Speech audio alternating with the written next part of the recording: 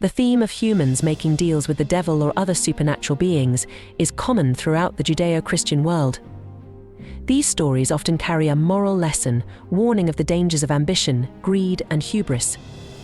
Sometimes the human manages to outwit the devil, but there are dark exceptions, like the tale of Jean Dubrois. Here we explore two particularly chilling stories: the Devil's Church and the Master Smith. In a secluded forest in Poland, there lived a hermit named Kazimierz. His life was one of solitude and contemplation, but it was also one of bitterness and regret. Kazimierz had once been a man of the world, but misfortune had driven him to this isolated life. He often cursed his fate, and in his darkest moments he whispered to the shadows, yearning for a way to reclaim his lost grandeur. One stormy night, as lightning cleaved the sky and thunder shook the earth, Kazimierz stood at the edge of his clearing, shouting his frustrations into the tempest. To his astonishment, a figure emerged from the darkness. Cloaked in black and with eyes that glowed like embers, the stranger introduced himself as Lucifer, the Prince of Darkness. "Why do you call out in such despair?" the devil asked, his voice a silky whisper that seemed to wrap around Kazimierz's very soul. Kazimierz, trembling yet resolute, declared, "I have nothing left to lose. I would give anything to change my fate." Lucifer smiled, a grin that promised both fortune and doom. "Anything, you say? What if I offered you your health and wealth in exchange for your soul?" Desperation clouded Kazimierz's judgment. "Yes," he agreed, "but you must first fulfill 3 wishes of mine before midnight strikes." The devil's grin widened, and with a snap of his fingers, the pact was sealed. Kazimierz's first wish was to fell the dense oak forest surrounding his hermitage. He watched in awe as Lucifer, with a mere wave of his hand, toppled trees that had stood for centuries. Next, Kazimierz demanded that a grand church be erected from the felled oaks. The devil summoned legions of shadowy workers who toiled with supernatural speed. As the hours ticked away, the church rose, its spires piercing the sky, its walls echoing with the hum of infernal labor. Finally, Kazimierz asked for a coffin, intricately carved and fitting for a man of noble birth. The devil, growing impatient, crafted the coffin with his own hands, each stroke of his talons producing masterful engravings. Midnight approached. The church was nearly complete, but as Lucifer began work on the towering steeple, the village clock tolled 12. A scream of rage erupted from the devil as he vanished, leaving the church unfinished. Kazimierz, his health miraculously restored, fell to his knees and wept, realizing the peril he had narrowly escaped.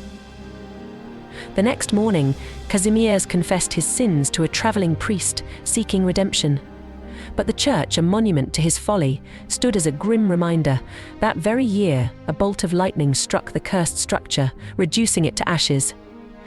To this day, locals claim to hear the devil's furious howls at midnight, echoing through the ruins. In a small Norwegian village, there lived a blacksmith named Anders. He was known far and wide for his exceptional skill, but deep inside, Anders harbored an insatiable ambition. He yearned to be recognized as the greatest blacksmith of all time. One evening, as he toiled late in his forge, a mysterious traveler entered. Draped in a long, dark cloak and exuding an aura of menace, the traveler revealed himself to be the devil.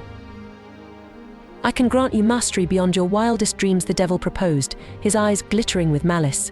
"But in 7 years your soul will be mine." Blinded by his ambition, Anders agreed. The devil placed a sign above the forge door that read, "Here is the master over all masters overnight."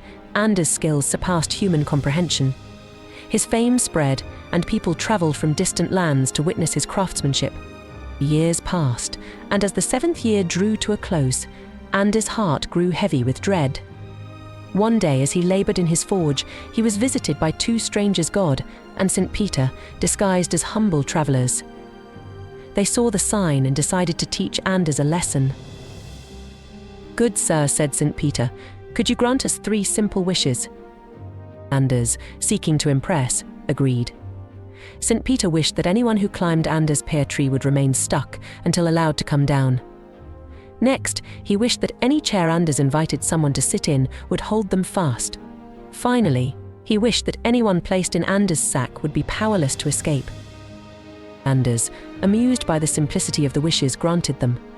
God and St. Peter then revealed their true identities and departed, leaving Anders to ponder the strange encounter. When the 7th year ended, the devil returned, ready to claim his prize. Anders, however, had a plan. "Before you take my soul," he said, "would you do me the honor of picking some pears from my tree?" The devil, eager to mock Anders one last time, agreed. As he climbed the tree, he found himself inexplicably stuck. No matter how he struggled, he could not free himself.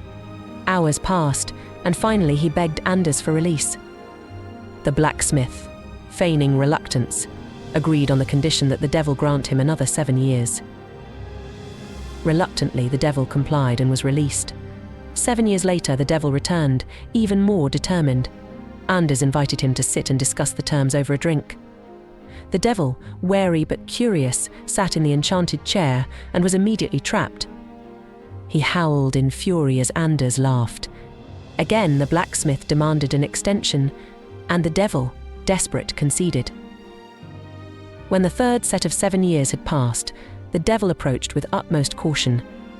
Anders, feigning resignation, produced a large sack. "Before I go," he said, "let me offer you a parting gift.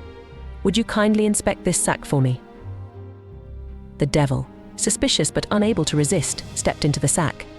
Instantly, Anders tied it shut and began to beat it with his hammer. The devil roared in agony, pleading for release. This time, Anders demanded that the devil tear up their contract and leave him in peace forever.